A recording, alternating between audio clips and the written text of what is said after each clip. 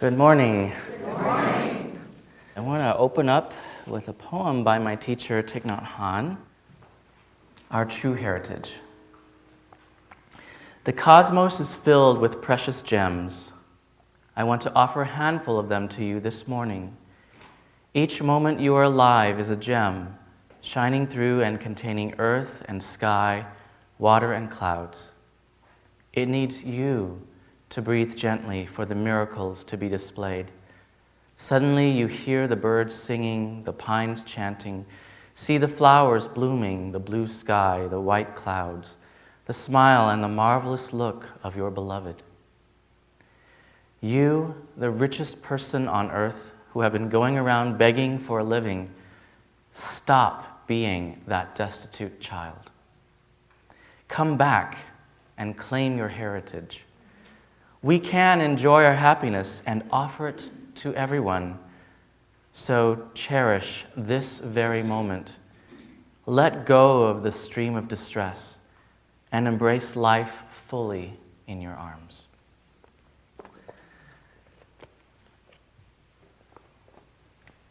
So today, I'd like to just share with you a little bit about my life and my practice. Hopefully I'll touch on the topic of Jesus, Buddha, and New Earth spirituality. But if you have other topics you'd rather hear about, just please raise your hand and let me know. I'm much more of a teacher than a preacher, and I prefer question and answer much more. It's much more fun for me, so feel free. But I'll start off and just say that as I was driving over here this morning, I was asking Spirit, what really should I speak about today? And actually, it did sort of touch on the topic that was advertised a little bit. I remembered last year speaking at the Unity Church in Denton, and I was very inspired that day, and I felt this sort of revelatory feeling come over me. Have you ever had that, just inspiration come over you right before you write a poem or a song or something? Well, it happened to me too. And I realized that what is going on in the world today, there is a major shift in consciousness, a really wonderful new movement taking place among everyone in the world. Some are still a little bit sleepy about it. Some of us are more awake to it. But there is a shift in consciousness happening, and I believe one of the things that's happening, and this is what sort of was revealed to me, is that there's going to be more and more people practicing more than one tradition at a time. There's going to be more and more people practicing at least maybe two major spiritual practices. Does that make sense for you? I mean, it really resonates for me. And the reason why, the image that came to me as I was driving over here this morning was, it just makes total sense. We all have two eyes, right? Not just one eye. Oh, thank goodness. We have two eyes, and they both see from different angles, slightly different angles. Now, Asians, we don't have as many blocks as some of you European people. You have these giant nose bridges, and I don't see how you can have one eye still looking over to the other side. We don't have that. We can see much more broadly. Anyway, but the reality is, each eye has a blind spot, a part where it can't see. But when both eyes are working together, it cancels out the blind spot of the other. And I believe that's what's happening today. Some of us, like me, I grew up in the Christian tradition, and I appreciate everything that's positive from the Christian tradition, especially the love of God as taught through Jesus and other wonderful teachers in the Christian tradition. It's a wonderful thing, and I wouldn't want to give it up. But at the same time, I learned so much when I learned from Thich Nhat Hanh about Buddhist meditation and mindfulness and enlightenment, spirituality. It's something I wouldn't want to give up either. But by having both traditions at work in my life in varying degrees, it has helped me so much to cancel out the blind spots of both traditions. And it has helped me to develop a greater understanding and vision that transcends both traditions, what I might call a New Earth spirituality. So in a sense, I guess I will talk a little bit about Buddha, Jesus, and earth-based spirituality, a New Earth spirituality. But what I want to say, first of all, is that in my understanding of Chinese philosophy, which I love, I think Chinese philosophy is one of the best things in the whole world. I hope more people study it. But in Chinese philosophy, we have things that have developed from that, such as flower arranging. For example, now I know this is not a flower arrangement based on Chinese principles necessarily, but if you want to look at it from a Chinese perspective, in Japan they call it ikebana, the art of flower arranging. We have three principles going on. We have heaven and earth and humanity. Originally it was translated as man, but of course we know man and women, they go together. So humanity, okay. It's a little bit longer word, but okay. Heaven, earth, and humanity, okay. Now, if we were to look at it from that perspective, this part of the plant, pointing up to the sky, might represent the principle of heaven. And these leaves down below might represent the principle of earth. And all these wonderful flowers in the middle can represent the principle of humanity. Now, in Chinese philosophy, the harmony of life comes when heaven and earth and humanity are all working together, flowing together, rather than in resistance to each other. Okay? Now, if you apply these principles of heaven, humanity, and earth to the major religions that developed in China, you have Buddhism, which represents the transcendent vision, Confucianism, that represents human relationships and order and proper etiquette and custom and ritual. And you have Taoism, which represents being in touch with the earth and the flow of the way of things, of the universe. Now, but you can also apply this to other traditions as well. In the Christian tradition, you may think of the heaven aspect as referring to the aspect of the divine as God, the Father or Mother, and the humanity aspect as the heart aspect of the Logos, or the Word, which was incarnate in Jesus, who is full of the Christ consciousness. And then the lower aspect, you might think of the Holy Spirit as being in touch with uniting all of us as one. The spirit of the earth and the spirit of the universe helping to unite everything together. So you can think of it that way. And also in Buddhism itself, you can also see these represented in different ways as well. For example, the heaven aspect can be represented. Now, this is a sort of a later Buddhist teaching, so it may not be in Theravada Buddhism, but in Mahayana Buddhism, we think of the Buddha as having three aspects or three bodies. Not necessarily literally body, but the Dharmakaya is that aspect of the Buddha, which is the Buddha nature, which is transcendent and universal. And then there is the Sambhogakaya, which is the Buddha's manifest body as seen in celestial visions.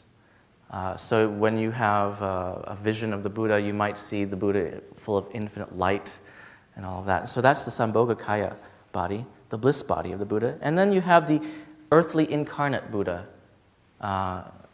who came 2,600 years ago, Siddhartha Gautama, the Shakyamuni Buddha.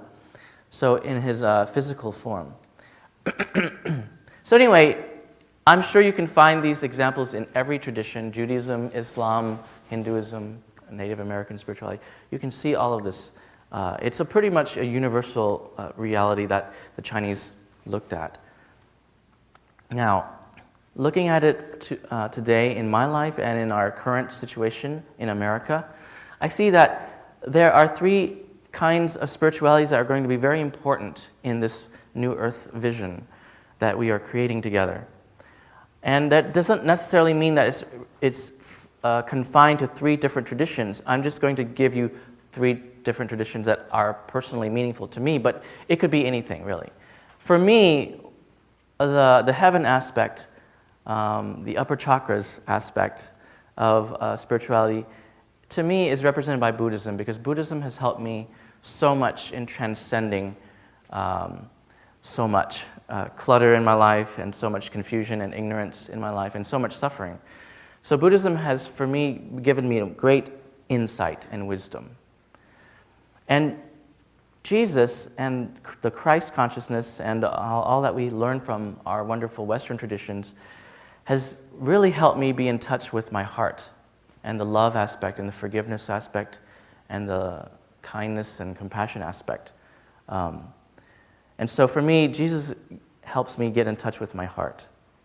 And then the lower chakras aspects, which help me get in touch with the earth, this is represented by all of the movements today, including the past movements and the current movements, that help me get in touch with the importance of the earth.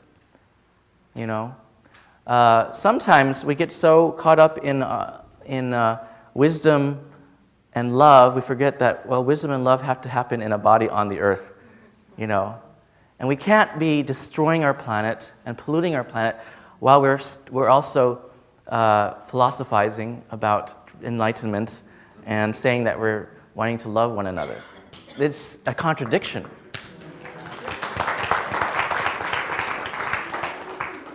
Boy, I didn't know this flower was going to give a sermon today. But you know, there's a story actually in Zen Buddhism. The Buddha was going to give a very important talk to all of his students. And so everyone was really waiting. Okay, the Buddha's going to give a very important talk, one of his most important talks. And what did he do? He just held up a flower. And that's all he did for several minutes. And everyone was like, okay, when is he going to say something? And then someone in the back, a monk named Mahakashapa, smiled. And then the Buddha smiled. And he said, Mahakashapa, he understands. So what is the meaning of this story? It may not have been a literal story, but you know, Zen Buddhists don't need everything to be literal. It means that there is a truth that is transmitted mind to mind, heart to heart, spirit to spirit, beyond just human words. And one time, when I was meditating, I had an experience of that. I was just doing my meditation on my breath, breathing in, breathing out, breathing in, breathing out. When is lunch going to happen? Breathing in, breathing out. Okay, how many more minutes is this? Breathing in, breathing out. This is so boring. Breathing in, breathing out. No. Yes. But as I allowed myself to just continue to practice mindfulness in the here and now through the method of just awareness of the breath, which opens the gate to so much more, suddenly it was like a bubble popped. And it was as if my awareness wasn't inside my body, inside these eyes, inside this construct of self. It was as if I was looking at everything from behind my head almost. And my awareness was just simply that, oh, duh. How could I have forgotten? This is who I am. I am just simply pure beingness. And of course, I didn't say any of those words, and I certainly didn't say I while I was having this experience, but I'm just trying to relate it to you in human language. And I looked. It was as if with my awareness, I looked inside this body and in this mind, okay, where's the self? And I couldn't find it. And I realized the reason why there is no self in this body-mind construct is because the true self is everywhere, everything. It's hard to say in words, and I know I'm butchering it, but it's as if there's only really, the true self, if you want to use the word self, is all of existence. And all of existence is the only real true nature that there is.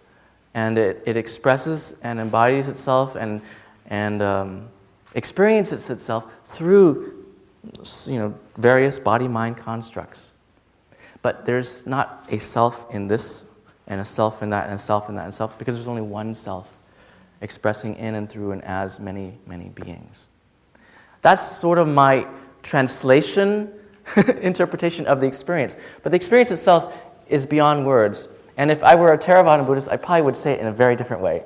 But I'm a Mahayana Buddhist, so I'm going to say it in this way. So, my experience and then, of course, it was as if the bubble popped. Because, see, all my life I thought I was this bubble. And I thought that my mind and body were contained within this bubble. That's just myself. But when the bubble popped, I realized that there's no separation between what's in here and what's out there.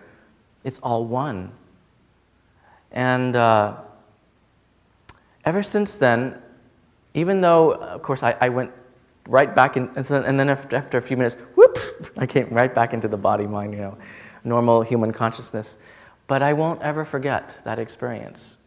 Because from now on, I realize that even when I get caught in self and thinking that I'm a separate being from everything else, I have nothing to do with anything else, there's still a part of me that remembers, that's not true. That what you do to others, you're doing to yourself. And what you do to yourself, you're doing to others. Because there's no separation. Because we are all inter-are. Another way of understanding this principle of non-self in Buddhism is to take example, Ingrid, for example. Let's just take a look at Ingrid, okay? All right. So Ingrid here, we call her a self, and we name herself Ingrid. But in actuality, Ingrid is made completely of non-Ingrid elements. Okay? All right, so let's analyze Ingrid here. If we took away the existence of her mother and father, would Ingrid be existing in this form in front of us right now? She'd be an orphan. Well, she wouldn't exist at all. If we took away the existence of the sun, would she be here, alive in this form? No, none of us would be. If we took away the existence of all vegetation on the planet, of all chlorophyll, of all green plants, can Ingrid be in existence? No. If we took away all of her education and upbringing, would she be as we understand her today, Ingrid? No, she might have the same body, but her mind would be completely different. Her understanding of things would be completely different. So, what we think of as Ingrid is made of all these non-Ingrid elements. What we think of as this self is made of all these non-self elements. And yet, without all these non-self elements, there is no self. And so therefore, the reality is self is only made of non-self elements. And so what you think of as not yourself is really a part of your true self. So if you think that you are different from the person sitting right next to you, think again. If you think that you don't have anything to do with your mother or father, even though you may not have a very good relationship with them, think again. All their genes are inside your body, and you cannot escape that. So, in reality, my experience and the teachings of the Buddha and the teachings of all enlightened beings point to the same reality and truth, maybe from different angles, that we are not separate, that we are one. And our true self is not this small little confined human ego, body and mind construct, but our true self is everything. Everything, the whole universe. Think of the whole universe as your true self. And of course, I know in other traditions we don't like to say that word, the true self, but that's okay. We'll just use that as a tool. And then eventually you have to let go of even that tool. But for now, let's say that the whole universe is your true self. And this body-mind construct is just a vehicle through which the one true self experiences itself. So these are not selves sitting in this room. These are reference points of this one true self, experiencing and seeing through your eyes and through your ears, through your heart, and through your mind. So that's why we must realize that there's a book that Thich Nhat Hanh wrote called The Sun, My Heart. I love that. It's a wonderful way of expressing it poetically. The sun is my heart. The rivers are my blood vessels. The earth is my body. The moon is something else too. I don't know. Someone who's in the room who's a poet, you can think of something. The moon is my eye or something. But the whole universe, the whole of existence and the whole of reality, the whole of heaven and earth, the whole of humanity is my true self. And once we can live and act from that truth, we can make a major difference in the world. Because right now, most people are operating from the delusion of wrong perception, thinking that they are a separate self and therefore acting out of that delusion, meaning they do everything they can to protect this self, even at the expense of other selves, right? And I'm not just talking about human-to-human relationships. I'm also talking about human and animal and planetary relationships. Humans are acting as if we gotta accumulate more and more and consume more and more and develop economically more and more, but at the expense of what? The whole planet is at the expense right now. The whole planet. We can't keep consuming and building and all of this, trying to uplift humanity at the expense of all the other species on the planet, because really what we're doing is destroying ourselves. Yeah. So, this is just one insight in Buddhism, which of course is a universal truth. The Buddha never said that he saw things that are different from other people. He called them noble truths, not because the truths themselves are noble, but because it takes anyone of a noble consciousness to see this. When we uplift our consciousness through meditation and through spiritual practice, what we're going to see is the same truth that the Buddha saw. The Buddha saw and understood our delusions. And our delusions consist of our delusions about the self, our delusions about permanence and impermanence, our delusions about suffering, our delusions about reality itself. So this is really the bottom line of the Buddha's teachings. The Buddha's bottom line was simply to help us transform our suffering by transforming our delusions. That's the Buddha's bottom line. But Jesus had a bottom line too. And guess what? Jesus' bottom line was not discrimination, hatred, war, self-righteousness. No, you know that. What is Jesus' bottom line? Love. See how easy that was? Why did it take 2,000 years to get that? We're still working on it, huh? But it's so obvious to everyone who just has a simple childlike heart that love is Jesus' bottom line. So let's encourage everyone who follows Jesus to practice that. Follow Jesus' bottom line, love. And measure everything else around that bottom line. And this is the same with the Buddhist teachings. I mean, Buddhism has developed for 2,600 years, and there's a lot of extra teachings that have developed, and some of them are great, some of them are not so interesting. But what matters is not whether it was the original teachings of the Buddha or additional understandings after the Buddha, but rather, is the teaching relevant to the Buddha's bottom line of transforming suffering and transforming our delusions? That's what matters. So I don't really care about Dharmakaya, Sambhogakaya, Nirmanakaya, or any of the other teachings if it doesn't help me transform suffering and transform my delusions that lead to suffering. That's really the bottom line. And sometimes people came to the Buddha and asked him questions. How old is the universe? What is the nature of God? All these other kinds of questions. And the Buddha just...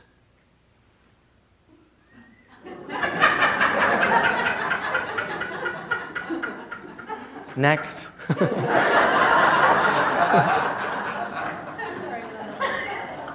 The Buddha was silent when people asked questions that had nothing to do with his bottom line of transforming suffering and transforming our delusions.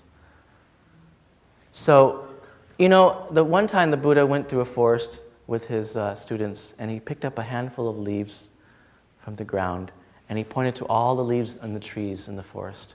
And he said, "Students, what is greater, the leaves in my hand or the leaves on all the trees in the forest?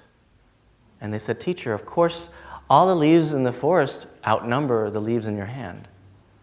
And the Buddha said, well, the leaves in my hand are what I have taught you, and the leaves in the forest are all that I know. But I have only taught you what you need to know to transform suffering and delusion. So the Buddha knows a lot more than what he shared about the nature of reality, and maybe he knew a lot about the whole metaphysics of the whole universe, who knows? But he didn't share any of that, at least in human words. All he shared were the Four Noble Truths, the Eightfold Path, and everything else revolved around that. He shared the truth of suffering and the causes and the cessation and the path to the end of suffering.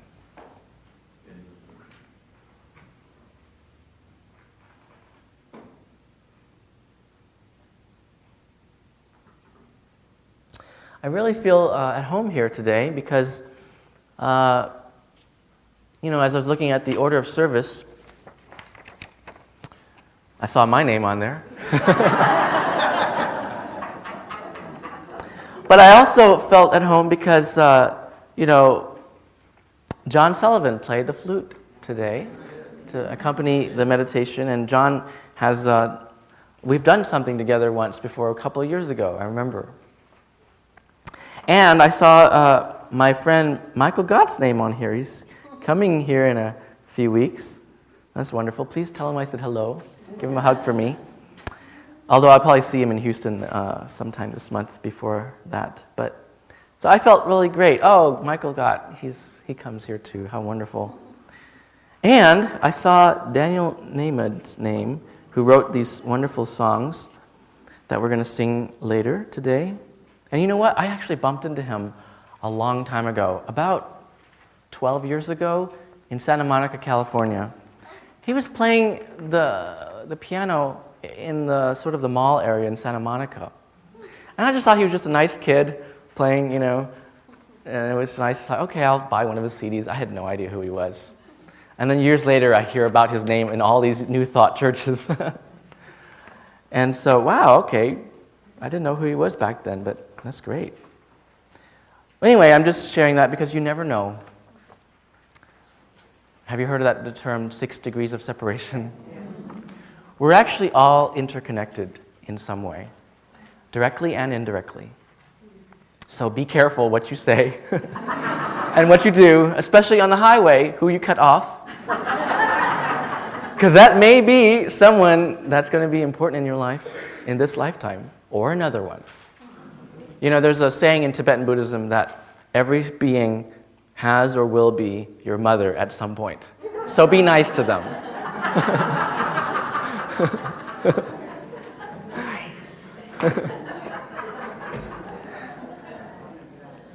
All right, so I'm so glad that your church is really smart. We have a little timer thing here. I bet you've had guest speakers that have gone way over time, haven't you? What time am I supposed to speak until, by the way? It says 11:29 on this thing. Does anyone know? What time did I start?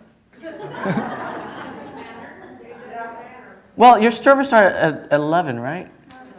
10. But why does it say 11:29? Oh, so it's 10:29. Okay. Oh, you're only halfway through the service. I could keep going, couldn't I? Well, all right. Let's see.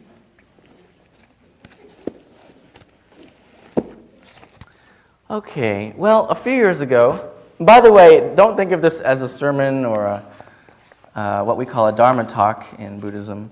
Think of this as more of a collage, okay? And by the way, does anyone have any questions about anything? Even about angels, I don't care, just whatever. Yes? Well, in Buddhism, how do you view, the existence of evil people that you kind of like go to the dark side and start, getting by, and people that, are just basically, in a situation or in a very bad place where they're not exercising their true self. Mm-hmm. So how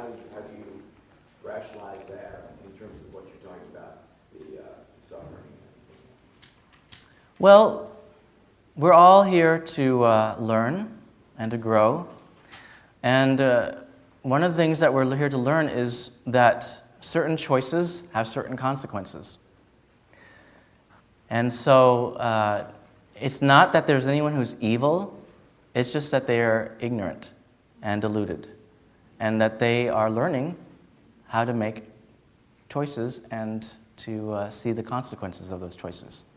That's all. So there's no one that's evil. It's just that they haven't quite fully awakened yet. And you know what? Really, we all have the same disease. We're all mentally ill. Some more than others. But we all have a mental illness. And that's really what the Buddha taught, that we are all insane. We are all deluded. And That's a good start. So we need to follow the prescription toward wholeness and mental health. And that's really what the Buddha was. He was sort of a mental health practitioner. He was one of the first psychotherapists in history. You know? The Buddha taught us not to just rely on external divine beings to help us. He said, if you really want to get better, you need to look within where the problem is and look at the mind because that's where it starts. So Buddhism was one of the first spiritual traditions that really emphasized that, okay, instead of trying to placate external divine entities, let's go within and transform the mind. That's where the problem lies. Yes. Okay. When you first started, you had referred to such a change of consciousness happening. And with that, I thought things would be expressing better, but there is so much killing and shooting and violence. Is that a perturbation? Well, For peace to happen? I don't really know because I don't really know what's really going on in the world exactly because I can't rely on the news anymore to tell me what's really going on because they tend to skew things. Because there may be more and more people actually getting better and loving people more and acting better, but I don't know because the news never tells me. So I don't really know. But my sense is that before things get better, things can sometimes get worse. You know, sometimes there's the storm before the calm, you know. Yeah. It could be just better reported now. Maybe so. Don't know. Okay, yes. A couple questions. I wondered if you could just tell what the Four Noble Truths are in the Eight Paths, and also if you could recommend for maybe someone who wanted to begin studying Buddhism a good way to. Well, that reminds me, another reason why I felt really at home is that Venerable Subhuti is here in the back, a wonderful Buddhist monk who teaches insight meditation. So I highly recommend that you come here on Wednesday and learn from him. It's a wonderful opportunity, and you are very blessed to have him here. At the Unity Church, okay. So please talk with Venerable. So, yes, other questions? What is on your CD?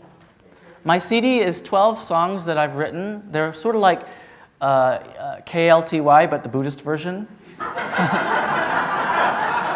I take refuge in the Buddha. You know, that sort of thing. It's sort of Buddhist rock and roll, but peaceful Buddhist rock and roll. Okay. And I highly recommend it. It's, I mean, I know I'm joking right now, but it really is good.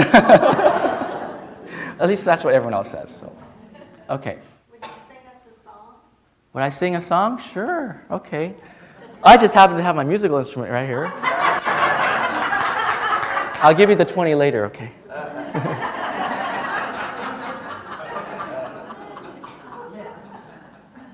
All right. I'd like to do a call and response with everyone. And so just repeat after me as I sing. Oh, some of you can't see me. So maybe I'll come up a little closer. Is that better? Okay. All right. Oh, by the way, if I did fall off, if I just took a misstep and I hurt my toe, ouch, that is pain.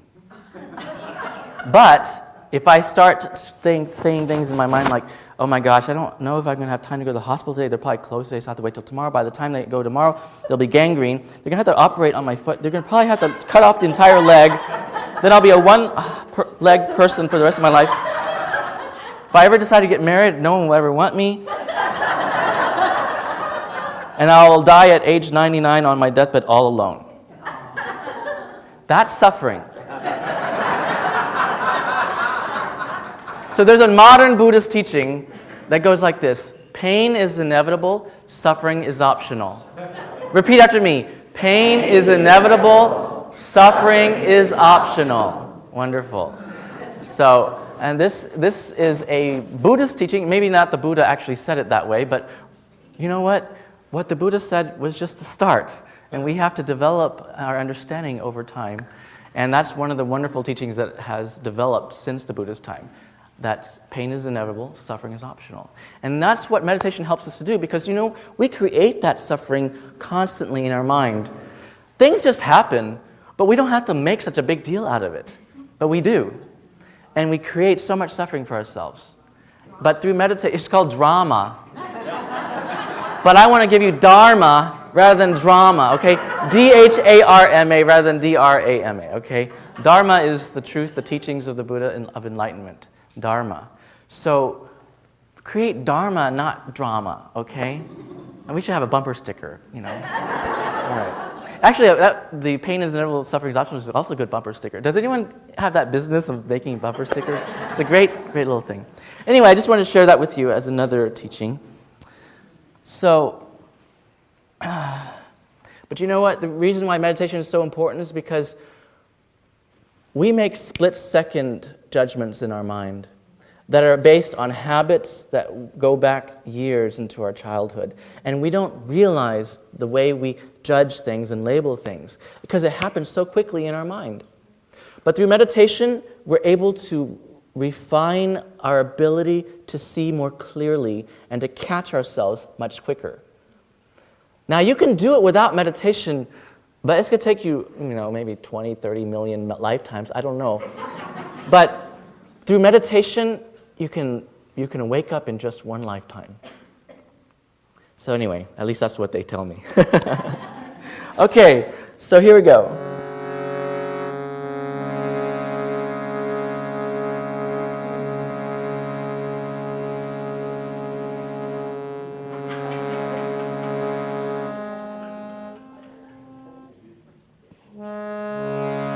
This is a Shruti box. It's from India. I just use it for chanting. It's really great. So let me chant for you the healing Buddha mantra and just feel all your healing angels within and all around you, just bringing healing to your life and to all your loved ones. And then after that, we'll sing something in English. Om Namo Bhagavate Vaishaja Guru Vaidurya Prabharajaya Tathagataya Arhate Samyak Sambudaya Taryata Om Vaishaje Mahabhaishaje Raja Samugate Swaha.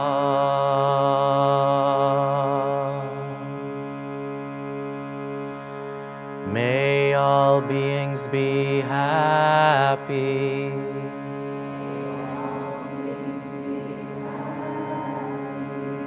May all beings be free.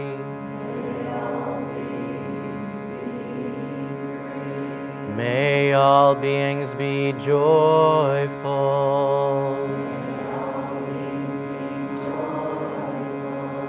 May all beings be at peace. May all beings be happy. May all beings be free. May all beings be joyful.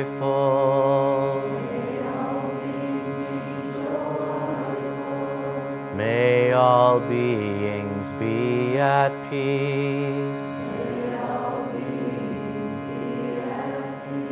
May all beings be happy.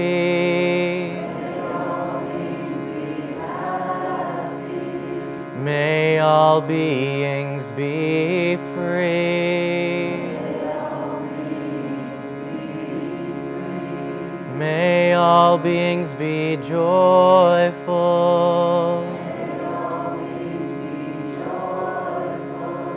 May all beings be at peace. May all beings be happy.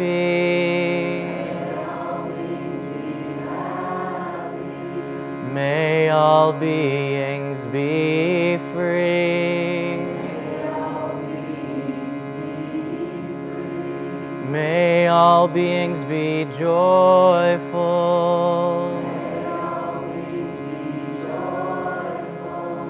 May all beings be at peace.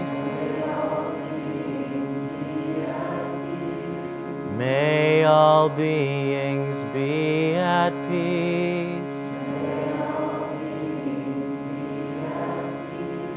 May all beings be at peace.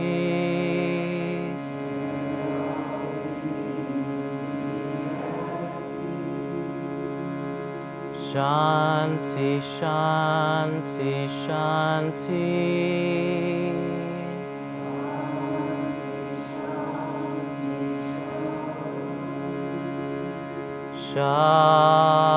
Shalom. Salam.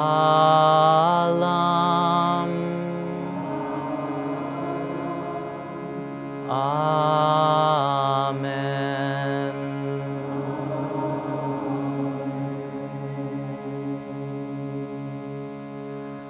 Om Namo Bhagavate Vaishaja Guru Vaidurya Prabharajaya Tathagataya Arhate Samyak Sambuddhaya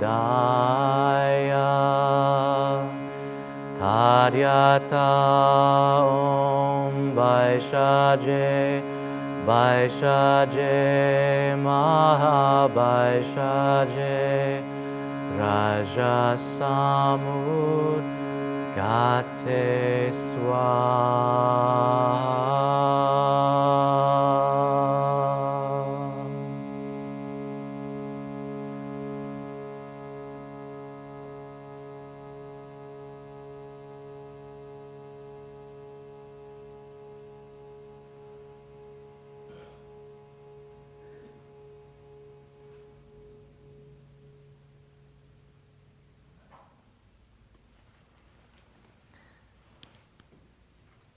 Thank you so much for having me here today.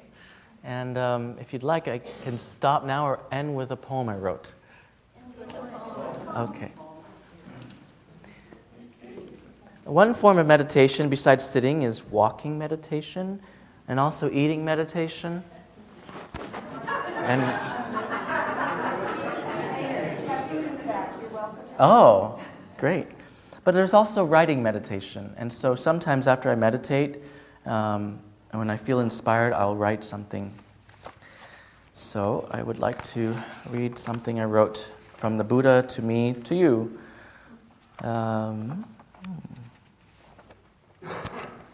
Here's a good one, okay. Begin anew. It has been a long time since last we spoke. It does not need to be so long. In every moment, the here and now, the eternal and timeless is always present.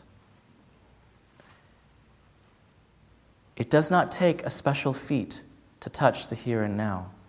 You only need to awaken to this very breath, this very step. In just one moment of mindfulness, everything is made new, moment to moment. Enlightenment, peace, wisdom, joy, these are only one breath away, one step away. But the question is, are you really here, my dear? Are you really here in your breath, in your step? Or are you only daydreaming and sleepwalking? Whatever you think you've done wrong, whatever penance you believe you must perform before you can awaken, I invite you now to let that go. Take a slow, deep breath and remember the greater reality which holds you, which supports you, which nurtures you. Let there be a moment of awakening. Let there be several moments of awakening every time you rest into this greater reality, the Buddha nature, your true self. And as you begin to rest in your true vastness, a healing takes place organically and naturally. Forgiveness takes place, understanding takes place, reconciliation takes place effortlessly. In the eternal and timeless here and now, you can always begin anew. You can always find refreshment and rejuvenation for your earthly body and human mind as you awaken to your universal body and divine mind. Yes, you can do it. It is your birthless birthright. It is your deathless inheritance. So, my beloved, can you drop the story? Drop the delusions? Can you let go of self-hate, shame, and unworthiness? Are you willing to relax your hold on control and manipulation? Are you willing to loosen your grasp on false securities from false fears? It only takes one breath, one step in mindfulness. In just one moment of enlightenment, you can awaken from the illusions of time, pressure, guilt, failure, and regret. You can awaken to the eternal and timeless here and now, to peace, love, wisdom, strength, joy, beauty, to the Buddha that I am in you and in all beings, to the ultimate reality of all things, the divine all in all.